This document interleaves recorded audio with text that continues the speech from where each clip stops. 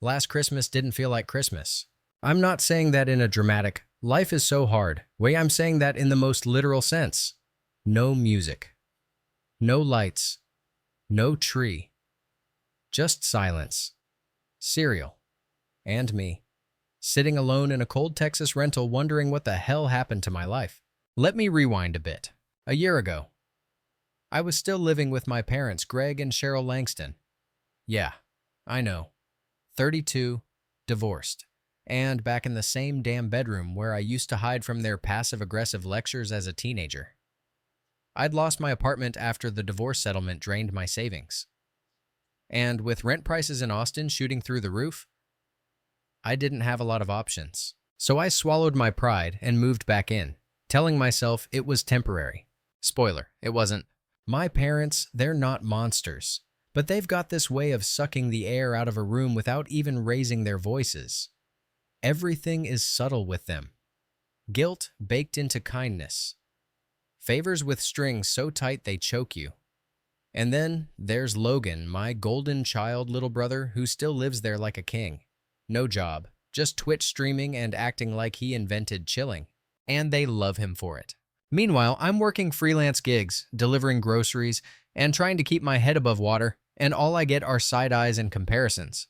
You know, Logan's been so relaxed lately. My mom would say over dinner, maybe if you took life less seriously, you wouldn't look so tired. That was her way of telling me I was failing. Anyway, fast forward to the week before Christmas. I came home from a brutally long shift at this temp job sorting packages. I was dead on my feet, craving silence and leftover mac and cheese. But instead of silence, I walked into chaos. Suitcases everywhere, toiletry bags, passport holders. Logan was in the living room with a Santa hat on and earbuds in. My dad was stuffing khakis into a suitcase like he was going on some island adventure. What's going on? I asked, setting my keys down. We're flying to Italy tomorrow, Dad said without even turning around. Italy. I stood there, confused, heart pounding, trying to compute what he just said. What? Cheryl walked past me with a stack of folded scarves. We planned it weeks ago, sweetie. We wanted to do something special this year. Logan's never been to Europe. Yeah, and it's gonna be epic, Logan mumbled from the couch, not even looking up. I blinked. Wait, you're all going? And I'm just... What? Staying here. My dad looked up finally, like I'd just interrupted his spa day. We didn't think you'd want to go. You've been kinda on edge lately. Also, my mom added with this tiny shrug, you know, with your money situation, we figured it might be awkward. I just stared at her. She had the nerve to say my money situation. These were the same people I'd been helping pay for groceries and electric bills for the last 6 months while Logan bought collector sneakers. I wanted to scream. Instead, I just said, wow. Don't take it personally, my dad added, waving a hand. Maybe next year. I didn't respond. I just went upstairs and lay on my bed staring at the ceiling. My room still had the glow-in-the-dark stars I stuck there when I was 13. I never thought I'd still be under them at 32. They left the next morning without saying goodbye. And suddenly, it was Christmas Eve in a dead quiet house. No tree, no stockings, not even a mug left out. Just me and the distant sound of a leaky faucet. I spent most of the day watching old reruns of Frasier and scrolling through Instagram like a masochist. Every story was someone with their family, kids unwrapping toys, moms wearing matching pajamas with their daughters, dads carving ham. Then I saw Logan's post him in front of the Coliseum with the caption, "Best Christmas ever with the best people." I stared at that photo until my eyes burned. It wasn't even the trip that killed me. It was the fact that not one person thought I mattered enough to tell. Not even a text. They'd planned it weeks ago. I drove to the only place open Whataburger got a sad burger and fries, and sat in the parking lot watching families laugh in their cars. I must have looked like a ghost. When I got home, I tried to salvage the night.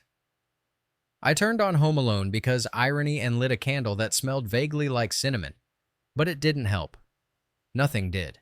And that was the moment I realized it wasn't just about that Christmas. It was about every single one before it, too. Every year, I was the background character in my own damn life. This year just ripped the mask off. I remember thinking, if this is what family feels like, I don't want it. The house was quiet that night. I was alone, eating cold mac and cheese, while my mom posted pictures of a rooftop dinner in Florence, and I made a promise to myself.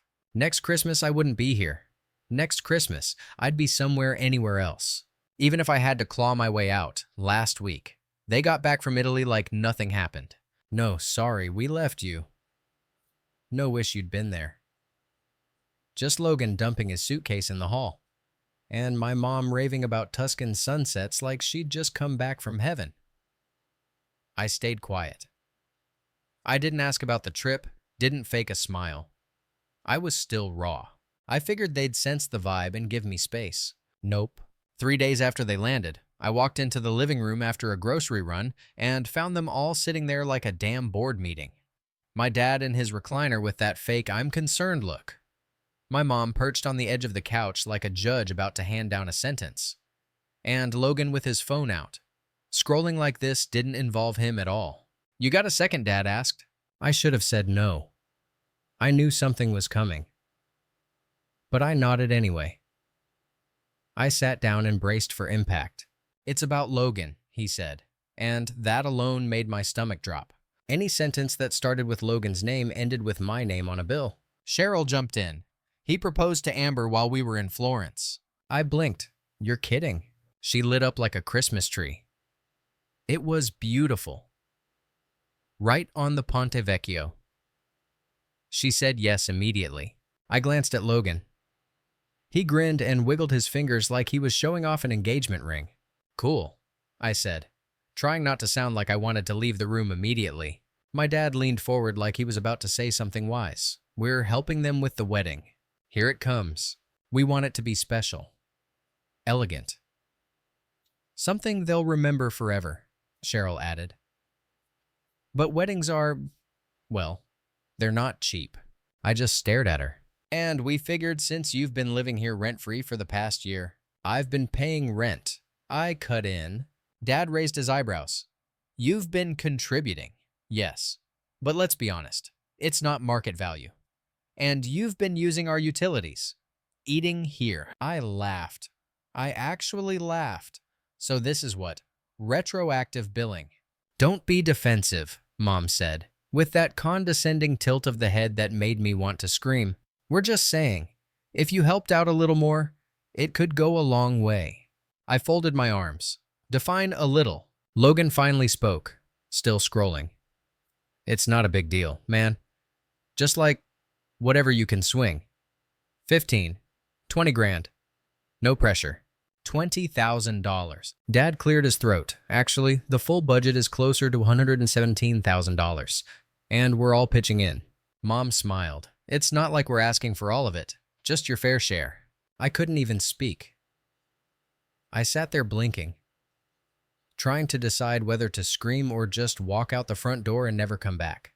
"You guys just spent how much in Europe?" I said finally. "You're not broke." "Why are you asking me for this?" Cheryl answered without missing a beat. "Because Logan and Amber are young. They don't have savings. And this wedding is about family. You understand that, right?" I looked at Logan again. Still scrolling. No eye contact. No thanks. Nothing. "I don't have it," I said. "Don't be dramatic," Dad said. "You're single, no kids, no mortgage. You don't need as much. Help us out. We'll all remember it." "You're right," I said. "I am single. And one reason for that is because every time I've tried to build something for myself, I've been tied down helping this family." "That's not fair," Mom said. "No," I shot back. "What's not fair is asking me to sell my future so Logan can throw a party." "Wedding," she corrected. "Same difference." Dad's voice got sharp. "If you're not going to contribute, then maybe we need to talk about raising your rent." There it was. The knife. I stared at him. "So if I don't pay for the wedding, you'll make me pay to live here?" "That's not what he's saying," Mom said quickly. "We're just trying to make things fair." "Fair," I repeated. You flew to Europe and left me here alone on Christmas. Now you want me to fund a six-figure wedding. And when I say no, you threaten me. That's fair. Don't twist it, Dad snapped. We've been more than generous. I stood up. You're right. This house isn't free. It costs my sanity every damn day. I walked out. That night, I lay in bed staring at the ceiling, thinking about how low things had gotten. I wasn't mad about the money. I was mad they saw me as a wallet, not a person. I was mad they thought I owed them. And the next morning, it got worse. I was eating toast in the kitchen when Cheryl walked in humming. She sat down across from me, all cheery, and said, I was thinking, you could sell your car. I froze. What? She smiled like it was a genius idea. It's in great shape. You barely use it. If you sold it, you could help with the wedding and still buy something smaller. I stared at her, jaw clenched. My car is how I work. It's how I live.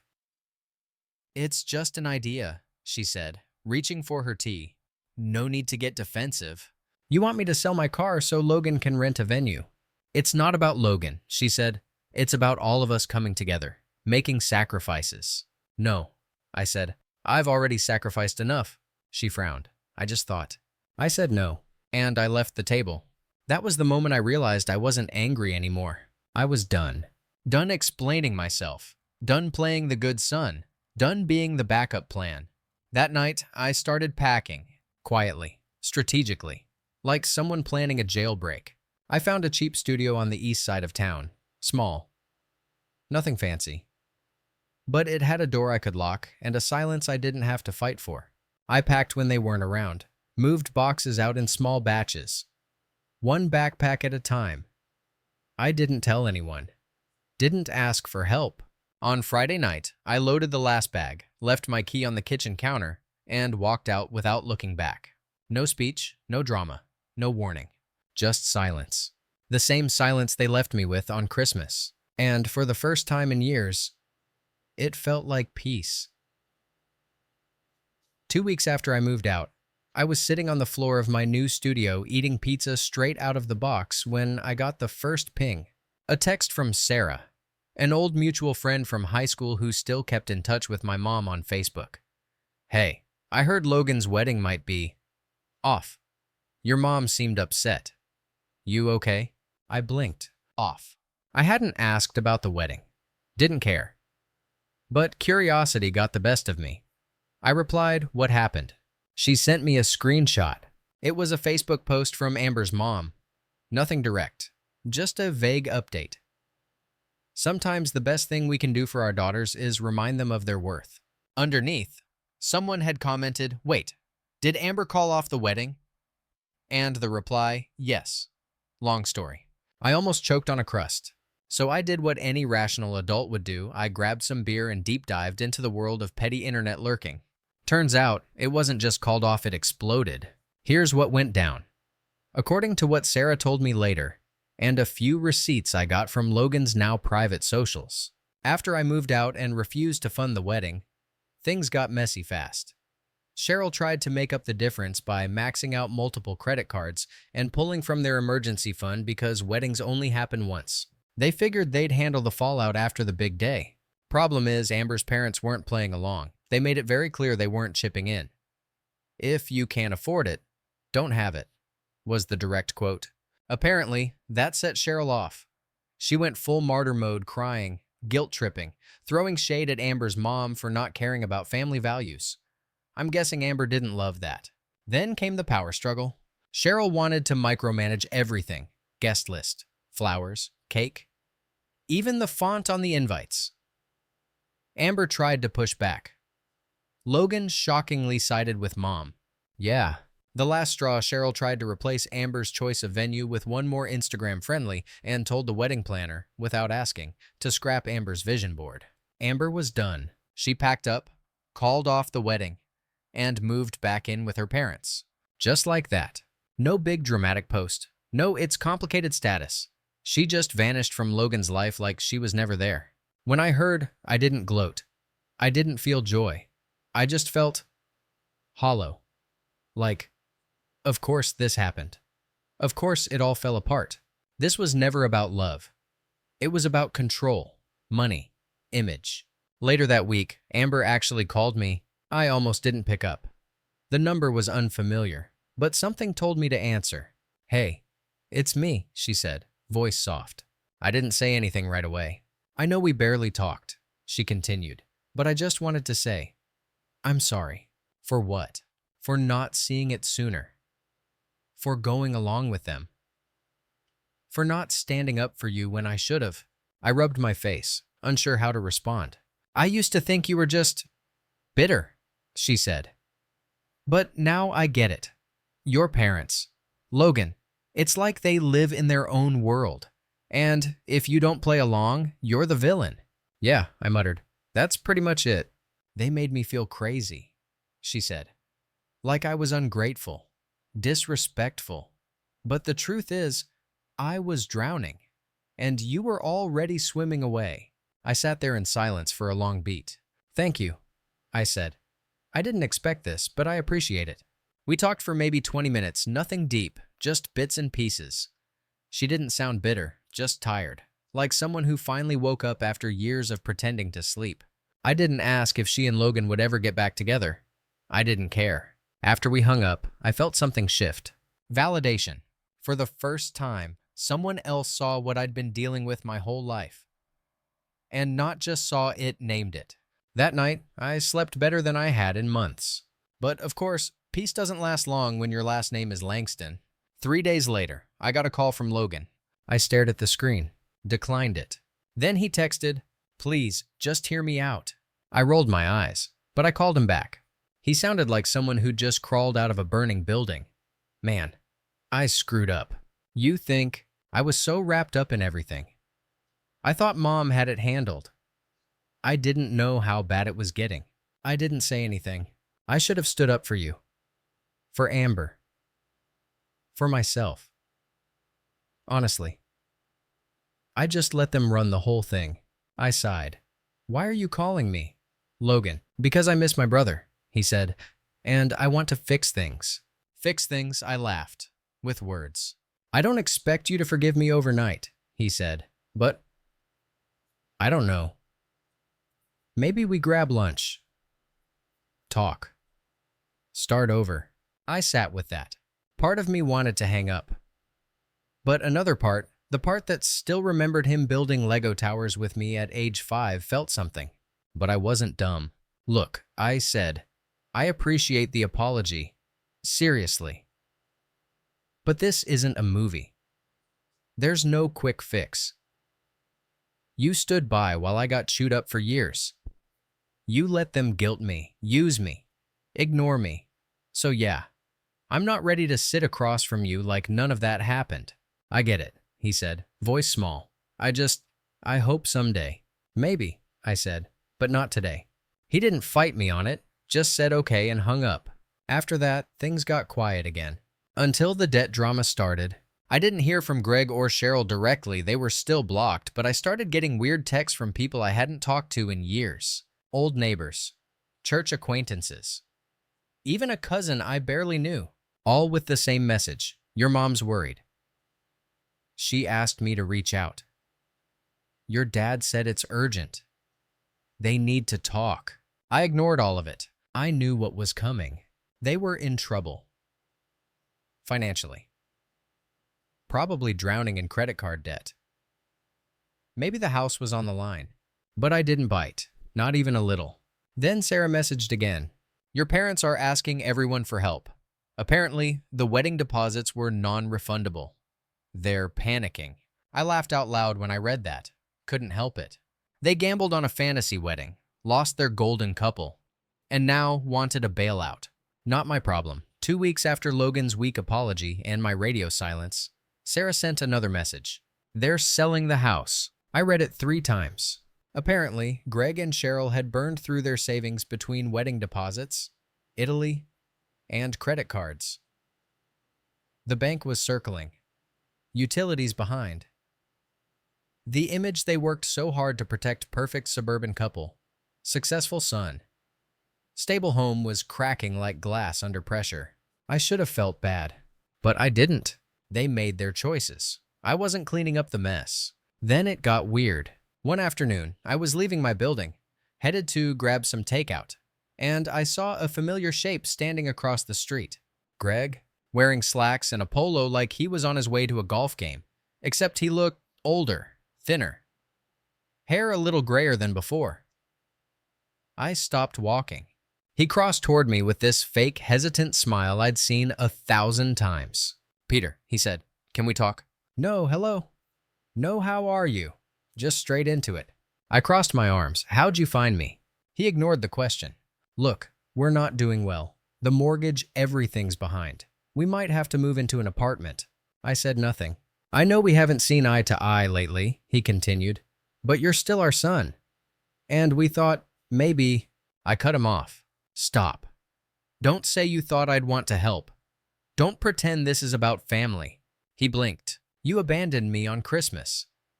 Then tried to shake me down for 100 grand like I'm your ATM.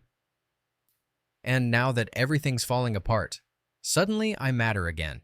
He looked wounded. "That's not fair." "No." I said, "What's not fair is being treated like a backup generator my entire life, only useful when things go dark." He opened his mouth, but I wasn't done. "And let me guess. Cheryl's too proud to come herself, right? So she sends you to play good cop. You think if you show up looking desperate, I'll crack." "I came because I wanted to." He lied. "Sure," I said. "And this has nothing to do with the fact that Logan won't pick up anymore." His jaw clenched. "Bingo!" I stepped back toward the door. "You need money. Sell the second car. Cancel cable. Get a roommate. Whatever. But I'm not your solution. This is your childhood home," he said, desperate now. "You really don't care what happens to it?" I paused. That one stung, but I didn't let it show. It stopped feeling like home a long time ago, and I walked away. When I got back to my place that night, I didn't cry. I didn't scream. I just sat on the floor, back against the fridge, and let the silence wrap around me. I hadn't just shut the door on Greg. I'd shut the door on the version of myself that still wanted their approval. I didn't know it yet, but that was the moment I truly got free. 2 weeks later, Sarah sent one last update. They sold the house, moving to a rental near Oak Ridge. Cheryl's been telling people Kylie's family sabotaged the wedding, and you abandoned them in their hour of need. I snorted. Classic. When reality doesn't match their story, they just rewrite the script and cast themselves as victims. But the truth was out now. Amber saw it. Logan begrudgingly saw it. Even Sarah saw it. I didn't need to correct the narrative anymore. The truth was speaking for itself. And then something unexpected happened. I started building a life. Not overnight. Not some magical movie moment. Just little steps.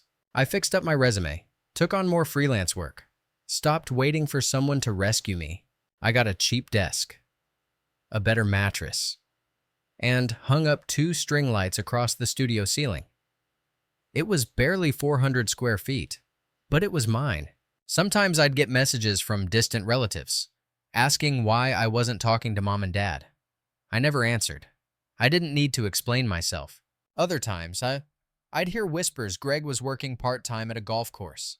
Cheryl was doing tutoring gigs for neighbor kids. Logan was living with a friend, taking time to heal. Not my business. One night in early March, I was grabbing groceries when I heard someone call my name. It was Amber. She looked good, healthier, free. In that way people do when they stop carrying someone else's expectations. We ended up grabbing coffee and talking for over an hour. She told me she was starting a blog about wedding industry toxicity. Said she wanted to turn her nightmare into something useful. She even smiled when she said it. Before she left, she looked at me and said, "You're not crazy.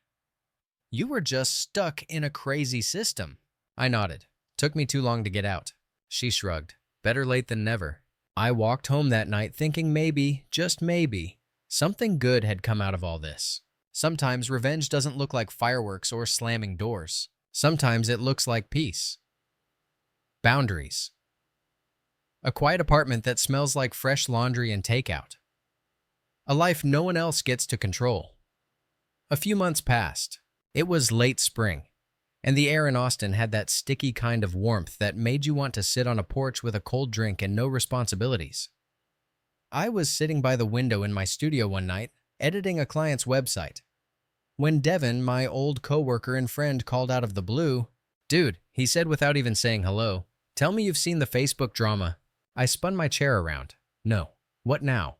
"Your mom just posted this paragraph-long rant about how the modern generation is ungrateful and how she sacrificed everything for her kids and was repaid with abandonment." I exhaled through my nose. "Of course she did." Devin paused. "You okay?" "Yeah," I said. "It's just noise." But deep down, it still hit. Because even now, after I moved out, after they lost the house, after everything, they were still trying to spin the story. To everyone else, I was the villain. But to me, I was the first domino they couldn't knock over. And that pissed them off. About a week later, I ran into Logan again, this time at a coffee shop near the park. He looked tired. Like the kind of tired that isn't about sleep. Just drained. "Hey," he said when he saw me, "can I sit?" I shrugged. He slid into the seat across from me. There was no smugness, no fake charm. Just a guy who looked like he was finally out of excuses. "I've been thinking about what you said," he started. "About all of it." Yeah, I didn't see it before. Or I didn't want to. But now, after everything, I can't unsee it. I stayed quiet. They guilted me into becoming someone I didn't even like. I let them run my life. And I thought it was normal. I thought it was just family stuff. You know. I nodded, because yeah, I knew. "I just wanted to say thanks," he said finally, "for walking away. It showed me I could too." That one landed different. Not because I needed his praise, but because I didn't expect it. We talked for a bit, nothing deep, just catching up. He told me he was staying with a friend, trying to figure out what came next. Amber hadn't returned his messages. Their relationship was probably done for good. "You think she's better off without me?" he asked, half joking, half serious. I tilted my head. "I think she's better off without the version of you they raised." He nodded slowly, eyes on the table. "I get that."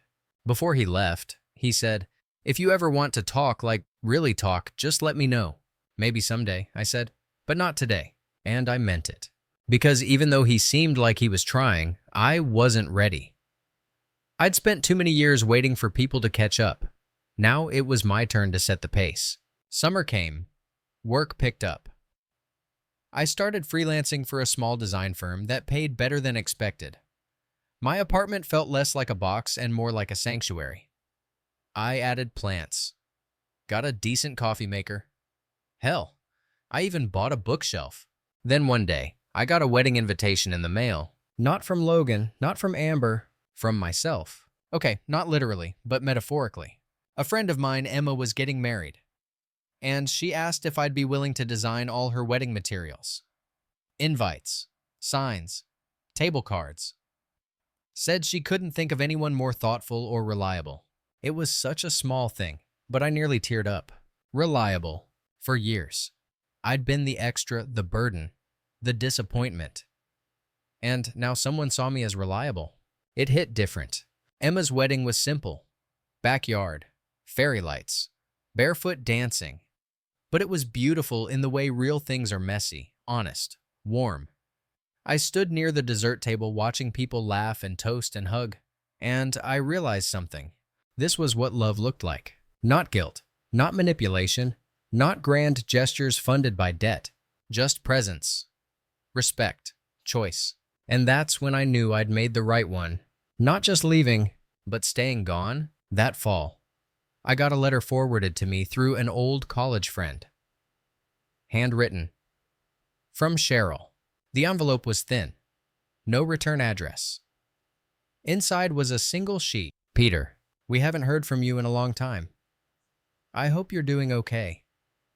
I just want you to know we miss you. Things haven't been easy. I don't expect anything. I just wish you'd call. Love, Mom." No apology, no ownership, just more of the same. I didn't write back, because I realized something else. When someone misses you, but not the version of you that's finally free and healthy, they don't miss you. They miss the version of you that served them. And that version, he's gone.